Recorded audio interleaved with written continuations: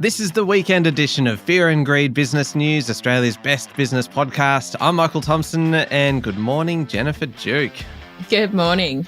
All right, Jen, our weekend show is all about the two of us each nominating what we think is the biggest story of the week and the most remarkable story and the sleeper story, which is one that's kind of flying under the radar a little bit, or a story that's going to become a bigger story further down the track. It's always a little bit hard to pick those ones. And then we also pick out our favourite story, which is comparatively very easy to pick because it's highly subjective, but we need a winner. We need to have a winner in each category, and we need to have a winner overall because we are very, very competitive people. So we invite our adjudicator, our Fear and Greed colleague, Adam Lang, to join us for the weekend edition every week, and he delivers some very erratic judgments. Adam, good morning. Good morning, Michael. Are you feeling erratic today? No, I'm feeling just as usual, and I'm looking forward to today's competition. Imagine if you walked into a courtroom and asked the judge that. Good morning, Your Honour. Are you feeling erratic today? It's a good thing there's no prison sentences at the end of these shows. Are you suggesting we implement some kind of a punishment system here as well? Maybe the stakes need to be higher in that category. Oh, I would certainly support the stakes being higher. And I tell you what, I would support it this week because I suspect I'm onto a winning combo of my stories. Oh, no, you make me nervous. Good. I'm trying to psych you out here, Jen. Let's jump straight into it. And do you mind if I go first for this one? If you have to. Well, thank you for being so gracious. I will go first because I think there is only one big story this week and I want to get in first and claim it. First, a little bit of history, because last week, if I recall correctly, and I'm pretty sure I do because it was only 7 days ago, I won this category. And I did it perhaps a little bit unexpectedly with one of my pet topics, I suppose. I'm going to do something entirely unprecedented, and I'm going to win it again using the exact same topic. Can I call red card already? No, you can't issue red cards and you can't object. Adam could, but I don't think you're going to, are you, Adam? Well, it's like winning the coin toss, Michael, and going first, but you've elected to go into the wind. So good luck. Well, because I don't look for the easy way out in anything. I like to give myself a bit of a challenge here. But I'm using the same topic as last week because Qantas is once again the biggest story of the week. A very, very quick recap of last week's glorious victory, dot point style, because quite a lot has happened for the national carrier. Dot point number one, they had a record $2.5 billion profit. Dot point number two, Alan Joyce at a Senate committee on cost of living talking about high airfares. Dot point number three. Do you like how I have to actually dot point it because it's an audio format? And I could just list these things, but I want to make it clear that these are dot points. Dot point number three, you had the government blocking Qatar Airways from having extra flights. That would have pushed airfares down. Dot point number four, a backflip by Qantas on the expiry date for $570 million worth of COVID credits. Dot point number 6, I've lost count. The ACCC taking federal court action against Qantas over 8,000 cancelled flights that they kept selling tickets on. Massive. That was, 6 dot points? And that was all in the space of 1 week. And so that led very neatly into this week. Such enormous damage was being done to the brand, to one of Australia's most iconic companies, that this week, CEO Alan Joyce pulled the pin 2 months early. He should have been doing his farewell tour, right? He should have been really basking in the glory of a record profit, having gotten the airline through COVID, of having 15 years as the highest profile CEO of the highest profile company in Australia. But instead, he had to hand the reins over to Vanessa Hudson early just to stem the bleeding. What a way to go out.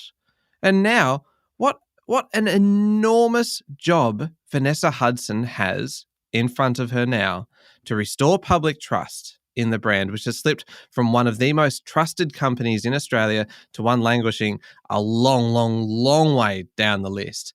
I think we all want her to succeed. Absolutely. Qantas is iconic, but this has been one of the most bruising weeks in its history. Let's hope that this week, this specific week that I'm being judged on, is the turning point for Qantas. And that is why this is the biggest story around this week. I also promise not to do Qantas again next week, unless something equally large happens. I can't rule that out. Jen. Oh, I don't think you can do the same story twice in a row. That's You can't make rules. I'm going to blow you out of the water with mine. So one of these days I'll slip a new rule in somehow.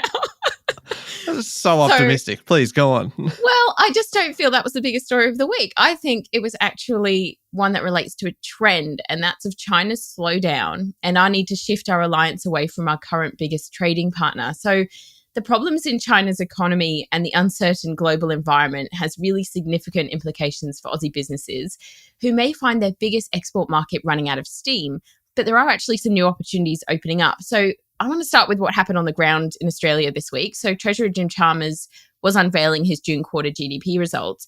And as he did that, he made this remark about how China's slowdown is having a substantial impact on our economy and will continue to be a drag for at least the next 12 months. You then have to look at that alongside what we've been calling summit season here on Fear and Greed. And this has new importance with this warning in mind. So there was an Australia-China high-level dialogue, which was the first since the talk started in 2020. And Prime Minister Anthony Albanese has since been at the East Asia Summit. He met with China's Premier for what he described as a frank and constructive discussion about cooperation and getting rid of remaining trade impediments. And he's also announced his plans to visit China later this year. But it was his other announcements at the summit that actually had my ears perking up a little bit. So he announced plans to spend tens of millions of dollars as a bit of a starter investment in Southeast Asia to build connections between the businesses there and ours in Australia. So it's clearly an export opportunity waiting to be fully explored. And now he's at the G20 in India, which is another major market that we've yet to make the most of. So there's going to be plenty of news about other trade possibilities in the weeks ahead. This shift towards growing nations other than China and the glimmer of potential for businesses ready to take advantage of it is the biggest story for business right now. And it isn't the same as the story I did last week. So I think I deserve bonus points for that. Adam, I know that I said that Jen's not allowed to lodge protests, but can I lodge a protest against well, yes, double standards, against the brutal personal nature of this sledging? I mean, this is a professional outfit here, and Jen, well, you could get bonus points for irony on that one, Michael, but I'm not going to give them to you. HR's not in the room, so HR. Adam is HR. All singing, all dancing. There we go. Yes, I could do it all. That was a good battle, and Jen, that is a ripper of a story. It has been creeping, hasn't it? And I don't see this one finishing for a while. The China story and its slowdown, we were all sort of looking in the last year for, surely the government will step in and stimulate faster growth in the economy. But that hasn't happened. And so we're just left wondering if they actually will. Michael, I think you have to win this story for biggest story of the week. I know Qantas is the same topic, but I don't know that any of us could see the dramatic turn that it took this week with Alan Joyce resigning effective immediately. And that is, I think, symbolic of just how deep the challenges are at Qantas. And you'd have to say between the board and the executive, they've brought this on themselves. And so I don't know that it's finished yet. Let's look towards the Qantas AGM at the end of the year and see how it plays out between now and then. Oh, I'm just making a note of the Qantas AGM. In short, Michael, you may be doing this story for a third time. That's right. I'm just thinking AGM. That sounds like a fantastic third story. You're already making notes for I certainly am. It's a bruising day for me. It's been a bruising week for Qantas. I feel like we're in the same club at the moment. It doesn't need an immediate resignation from you, Jen. No, that is You're true. still There's still here. time for redemption for both of us. Speaking of redemption, Jen, I'm going to offer it to you right now with the most remarkable, as though it is my kind of thing to offer to you. I will grant you this opportunity for redemption. It is the most remarkable category. And so obviously we'll kind of write down that 1-0 score. I'll underline that, circle it. And now go into most remarkable. You can go first in this one. What was your most remarkable story from the last week? So the most remarkable story is actually the changing of the guard at our biggest economic institutions and companies. So women are finally getting the leadership roles that they deserve. And one of the big ones this week was Danielle Wood being announced as the next chair of the Productivity Commission. And this is actually the first time that a woman has led the commission or any of its predecessor institutions, of which there were kind of a few, in Australia's history. And at the same time, Michelle Bullock's just about to step up as the Reserve Bank's first ever female governor. We've also got a female chair of the ACCC right now for the first time ever. And in the private sector, as you mentioned, Qantas now has Vanessa Hudson as its CEO from last week. And that's the first time in over 100 years of operating. And it's the same for Coles. So they've recently, I think it was back in May, appointed the first female CEO in over a century. And last year, Telstra did the same thing. So we always hear that it's hard to be what you can't see. And we can see all these women now. And it's going to have a huge impact on the way that young women and girls think about their career and what's possible. So I actually think that deserves the most remarkable. And you know, my day job, I'm economics correspondent for Capital Brief, and pretty much all the time throughout my career, it's been largely male economists that I speak to. And I actually have noticed a shift over the past sort of 12 to 24 months, I suppose, of women being quoted in the news in economics in positions of power. And I think that is truly remarkable. Oh, that's a hard one to beat. That's a very, very good story. Good luck, Michael. Oh, no, I will just point out a small technicality, and I feel very churlish doing this. But you did refer to it being a trend over 12 to 24 months, and it really just has to be judged on the last week. So, says the person who has the same story for 2 weeks in a row. It's a very, very noble story, but it's also a very noble disqualified story. I'm sorry, Jen. You're handing out the red cards. You're not allowed either. I'm sorry. I'm trying. I've sensed a little bit of a power vacuum. Adam is kind of refusing to lay down the law here this week. So I'm like, you're trying to knock women out of fear and greed. That's what you're doing. Look, my most remarkable story this week. So one of my favorite things to talk about on this podcast is tax, right? And in particular, tax reform. So it seems only right, and not at all an attempt to sway the judge, that the most remarkable story this week is about tax. And in particular, the remarkable fact, right, that the ATO has had to come out twice this week, Jen, and warn about people doing dodgy things with tax. And the first one was directed at the nation's 2 million landlords to make sure they aren't making dodgy deductions. You've got property investors' tax refunds going up while most people's returns are shrinking. That's part of this. The second one, and the truly remarkable one, right, was a message from Tax Commissioner Chris Jordan, who said he was seeing more small businesses, profitable small businesses, deliberately avoiding paying tax and superannuation. He said that more and more SMEs are treating their debts to the ATO essentially as a free loan. And the ATO is owed an absolutely massive $50 billion in unpaid tax debt. And of that, small business makes up $33 billion. He reckons that it's unfair, he reckons it's unacceptable, and he reckons that it needs to stop. Now, I know this is going to make me sound like a massive square, but I feel like I'm in kind of good company here. A question for you both. When did this happen? We used to be such a law-abiding nation, right? Full of good, law-abiding taxpayers. Now it feels like the tax equivalent, right, of Mad Max out there.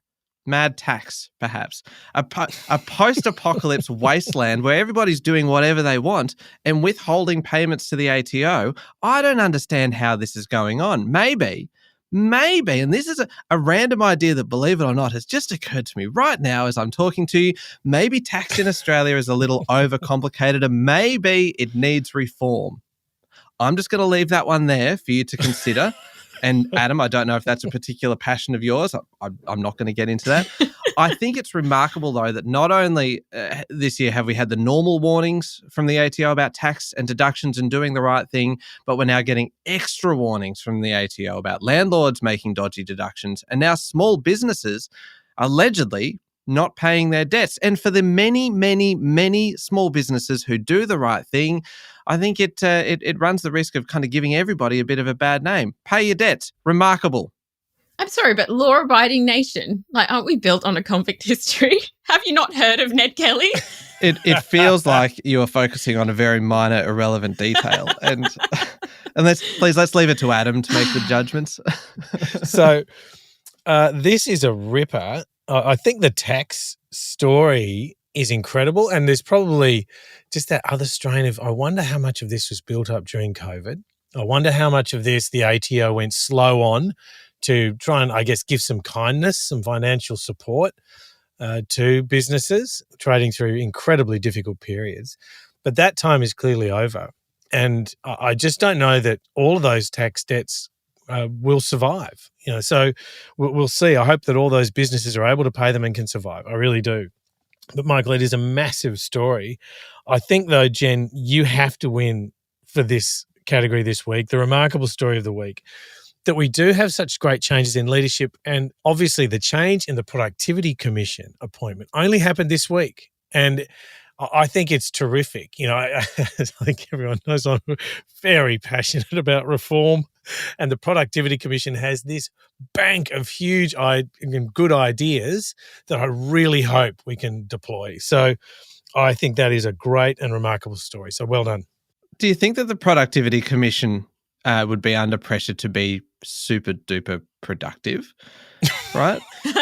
Do you think if you kind of got to the end of your week and you're working at the Productivity Commission, you're like, I didn't get everything I wanted to do this week, that's a fail? Yeah. It feels like it holds them to a very, very, very high standard. Coffee breaks are 15 minutes sharp. 15 minutes? Goodness me, that doesn't sound very productive. Give them 8. Anyway, 1-1. We're going to come back in a second and find a sleeper story of the week. And really, we're kind of building up to a bit of a showdown here, aren't we? Yes, we are. Yes, we are. Oh, yes. It is very even. Which just doesn't really sound much like a cliffhanger. It's very even. It's very level. It's very dull. Okay, we'll come back in a sec with the sleeper story of the week.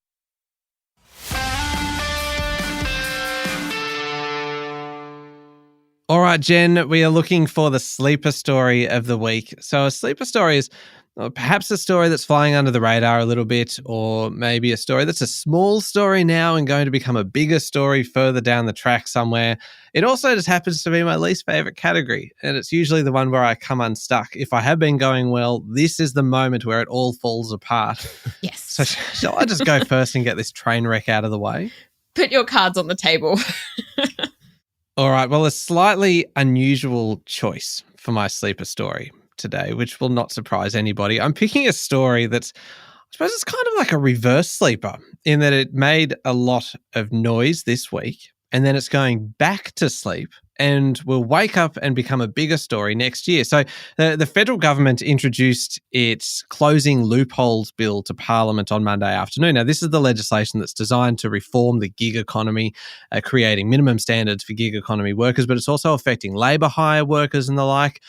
Interestingly, one legal expert said that for a bill that's been framed as closing loopholes, it creates a lot of loopholes. And so I thought that was quite good. It made plenty of headlines this week, that story. The business community doesn't like it. They do not like this legislation, saying that it could apparently add $1 billion a year to the gig economy higher wages bill, which particularly when we're talking about then the gig economy, that will flow on to consumers. Those business groups want more time to consider the legislation because they say it is just so broad, just so big. They need more time. The opposition accused the government of trying to ram it through Parliament. A Senate inquiry was launched, and then all of a sudden the reporting date for that inquiry was pushed back to next year. So the end result of all of that somewhat lengthy monologue is that this massive story now goes back to sleep. But we've had a taste now of the scale of reform that is involved. And you can bet your bottom dollar, Adam, that next year, when the government has another crack at getting this one through, there will be a monstrous Barney. And we know that. We know that's going to happen because we've already seen it happen. We've seen a little taste of it this week. So stand by for round 2 in 2024. And even as I say this, I'm aware of how big a story this was this week. And so I acknowledge that it's probably perhaps a bit of a stretch to classify it as a sleeper story. But please take mercy. I'm doing my best here. And all I'm trying to do is get a little better at it every week, just a little bit better. I love the self-reflection, though. That's quite Thank refreshing. We can all do with some of that occasionally. Look, my sleeper story is a bit of a slow burn, but it has some really big ramifications, actually. So Google unveiled that it will force verified advertisers to disclose if their election campaign advertisements use inauthentic or synthetic depictions of people or events. So that basically means that if advertisers are using AI or some other kind of tech to fake something, they have to disclose it. Now, this is actually all happening, thankfully, way ahead of the US election in 2024. But the issue of AI and deepfakes being used to manipulate our views and share fake news is going to get increasingly difficult, I'd imagine, as the technology improves. And it's going to be a headache for policymakers in particular, who will be trying to kind of keep up with this tech and its effects on elections. So in the US next week, there's actually an AI forum happening, which the Financial Times is reporting will be the starting point for some legislation. So Elon Musk's going, Mark Zuckerberg's going, Bill Gates is going. There's a whole bunch of Google and Microsoft executives popping up. And AI-generated images and audio are already popping up in political campaign material around the world. So just last month, actually, a Polish political party has admitted to using a fake AI-generated voice of the nation's existing prime minister in its advertising. And we haven't seen this hit Australian media coverage quite as much yet. And I think that's partly because we're in a very rare and interesting period of breathing room where we've got no federal or state elections being held anytime soon. But it is already here, actually, in a little way. So there's been at least one reported instance already of Facebook ads by someone opposing the voice to Parliament that used AI-generated depictions of Indigenous Australians. So I feel like this is a huge sleeper issue, and I think I should win this week. Oh, just because you think you should win. Michael, this was an incredible week for the government to propose reform legislation, particularly on industrial relations of this scale. So I think it is a good story and a sleeper story because it's been parked. It's been put on pause. We don't know when it'll come back, and we don't know if it'll come back in exactly the same form. So it's very good, but unfortunately in this instance, I think Jen has to win for sleeper story of the week. When you consider trolling, and not just election material on the internet, but all forms of publication and content, there is anonymity. You frequently don't even know who's generating the content or if it's real. So I think this is a massive sleeper story. And I think not just because of the political nature of what's coming up with the US elections, but in general, content on the internet, you should know who's publishing it. You should know who put it there. And so I think this is a good step towards that. So I say this has to win for sleeper story of the week. Yes. I'm pleased with that. No questioning of the judgment, Michael. I'm not questioning the judgment. Good. I do feel a little bit sorry for Adam just then having to judge two stories that really aren't sleeper stories and pick which one was the most sleepery out of the two. So well there done, was just Adam. so many actual big stories this week. I think that's been the problem. So many just huge stories. So yes, I agree that it's hard to call either of those a sleeper. Yeah, we are victims of the news cycle, aren't we, Jen? That's right, victims. Definitely victims. Beneficiaries in another way. Yes, that's just true. Let's do the favourite story. 2-1. So, Jen, you're leading, so you go first on this one. What was your favourite story this week? Okay, so my favourite story is a bit left of centre. So for this one, we have to look to Spain, where recently there was a spate of olive oil thefts. So in August, Bloomberg reports there was an incident where 50,000 litres of olive oil was nicked from a mill, and that's worth about 500,000 euros. And in another part of Spain, there was a 29% jump in olive thefts during the latest growing season. So what is going on here? Well, the price of olives and olive oil has gone completely crackers because of a serious drought in Europe at the moment. And there's another part to this story as well that on the surface might seem a little bit unrelated, but please bear with me. So in Australia, there's actually been a giant rise in copper thefts. And the problem is that everyone is trying to transition to renewable energy sources, and copper is a big component of that. So copper prices are going up really sharply, including for scrap copper. So this year, there have been stories from Queensland, Victoria, and New South Wales in the past week in particular of copper wire being stripped out of farm equipment by organised crime groups, decimating building sites, stripping electricity substations bare, and even nicking it from NBN connections. So it's all a little bit freakonomics, but the volatile prices we're seeing globally as we grapple with climate change and try to transition our economies to mitigate it, and the ways that it's driving this kind of unexpected and bizarre behaviour is fascinating, and that makes it my favourite story of the week. That's a good one. I really love. I mean, how on earth do you steal 50,000 litres of olive oil and no one kind of realise? It's really crazy. Yeah. What's that truck doing? Nothing. Look away. Yeah. The favourite story for me this week. Look, I'm using this category to I'm continuing my campaign for people to pay more attention to celestial bodies.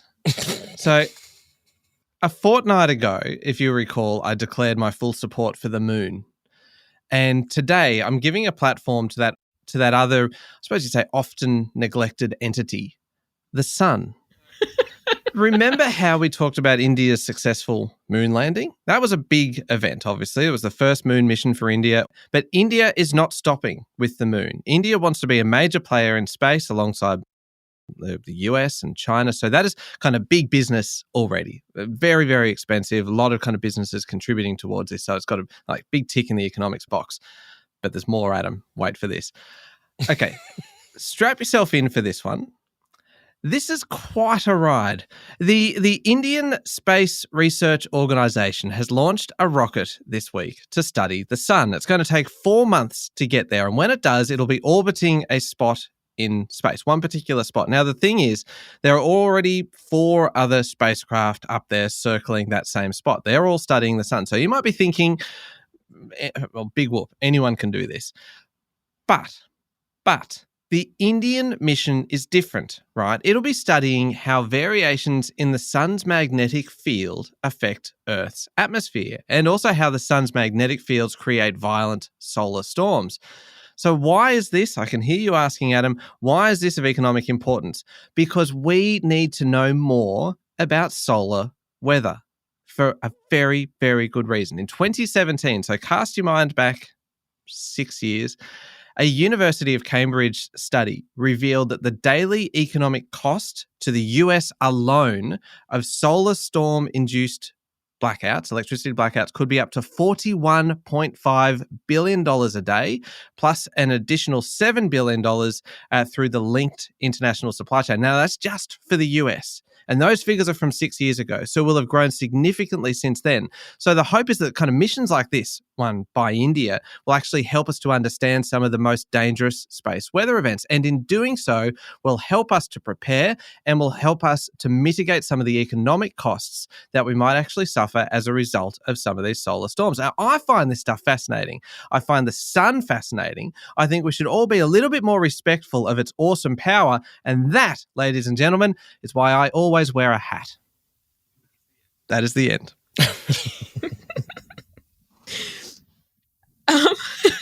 No shortage of melodrama there, Michael. Really well done.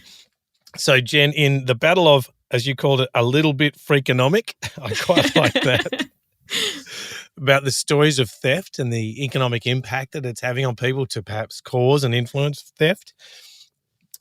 I just have to give this to Michael this week. Oh, no. Yeah, I think the levels of interest here in this story, India as a growing world power, India pushing the space frontier and bringing back technology that can help with the green energy transition we all need. I think that just has to win over theft on my subjective bias. So that's why Michael wins the favourite story of the week. I love that I didn't even mention the green energy transition or anything, and that helped me get across the line. Look, 2-2. Adam. 2-2. Oh, down to the wire. Okay, again, the narrowest of margins. Jen, 91 points out of a possible 100 high-quality score. Michael, 92 points. Oh. I feel like you had to win eventually. So, Oh. Adam's just being kind because you've had such a bad run lately. It was just mercy. That's right. Wow. You know what? I'll take it. I'll take any win I can get, whether it's a sympathy win or a mercy win. I deserve it. Thank you very much, Jen. Well, at least you can have a calm weekend now. Thank you. Cheers. Thanks, Adam. Thank you, Michael, and thank you, Jen. Make sure you're following the podcast and join us online on LinkedIn, Instagram, X, and Facebook. I'm Michael Thompson, and that was Fear and Greed Business News. Have a great weekend.